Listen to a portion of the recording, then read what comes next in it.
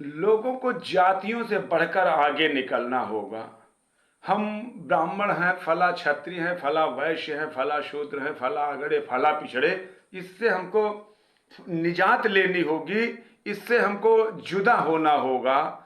इससे पहले ही दिनकर जी ने उद्धृत किया है कि तेजस्वी सम्मान खोजते नहीं गोत्र बतला के, पाते हैं जग में प्रशस्ति अपना कर्तव्य दिखला के, हीन मूल की ओर देख जग गलत कहे या ठीक, हीन मूल की ओर देख जग गलत कहे या ठीक, वीर खींच कर ही रहते हैं इतिहासों में लीक, वीर खींच कर ही रहते हैं इतिहासों में लीक। उसी पर दिनकर जी ने दूसरी लाइन लिखा है कि ऊंच नीच का भेद न माने वही श्रेष्ठ ज्ञानी है। ये अध्यापकों पर लिखा है, विद्वानों पर लिखा है, ज्ञानियों पर लिखा है कि ऊंच नीच का भेद न माने वही श्रेष्ठ ज्ञानी है। दया धर्म जिसमें हो सबसे वही पूज्य प्राणी है, और क्षत्रिय वही भरी हो जिसमें निर्भयता की आग, सबसे श्रेष्ठ वही ब्राह्मण है हो जिसमें तप त्याग।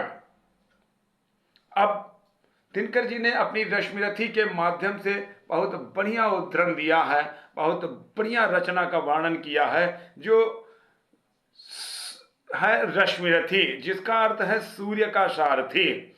इसमें इसका रियल हीरो बनाया गया है कर्ण को।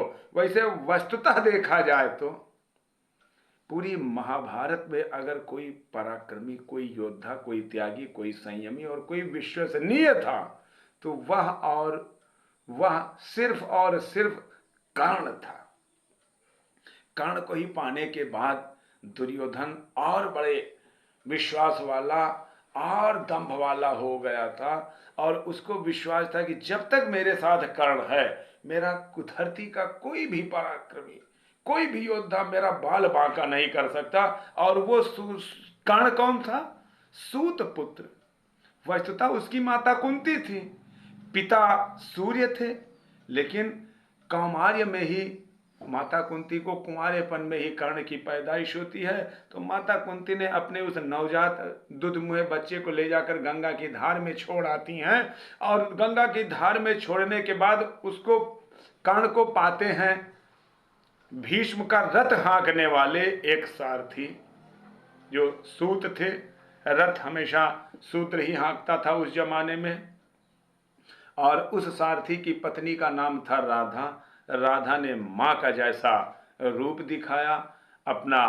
और यही नहीं, एक बड़ी बात उस समय आई थी कि जब कर्ण को माता राधा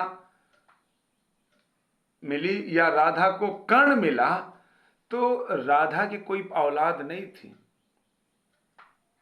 राधा के कोई औलाद नहीं थी, लेकिन कर्ण को पाते ही उस राधा मां में दूध उतर आया था।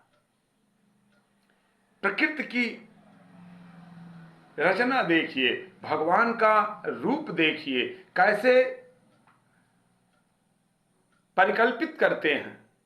उसी पर दिनकर जी लिखते हैं शौर्य पर, वीरता पर और अपने कुल खानदान पर नहीं, आदमी अपने ही बल पर, अपने आप पर कैसे निशान छोड़ता है और कैसे ख्याति पाता है, उस पर दिनकर जी ने लिखा है कि जय हो जग में जले जहां भी, जय हो जग में जले जहां भी, नमन पुनीत अनल को, जिस नर में भी बसे हमारा, नमन तेज को बल को, किसी वृंत पर खिले विपिन में पर नमस्य है फूल, सुधि खोजते नहीं गुणों का आदि शक्ति का मूल, सुधि खोजते नहीं गुणों का आदि शक्ति का मूल, ऊंच नीच का भेद न माने, ऊंच नीच का भेद न माने वही श्रेष्ठ ज्ञानी है। दया धर्म जिसमें हो सबसे, वही पूज्य प्राणी है। क्षत्रिय वही भरी हो जिसमें निर्भयता की आग। क्षत्रिय वही भरी हो जिसमें निर्भयता की आग। सबसे श्रेष्ठ वही ब्राह्मण है, हो जिसमें तप त्याग।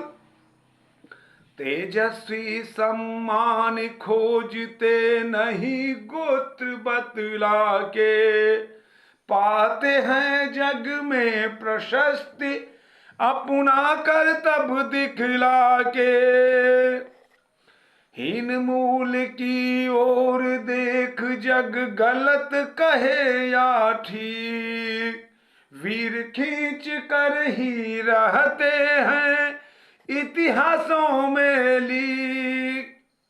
जिसके पिता सूर्य थे माता कुंती सती कुमारी, जिसके पिता सूर्य थे माता कुंती सती कुमारी, उस कपल ना हुआ धार पर बहती हुई पिटारी।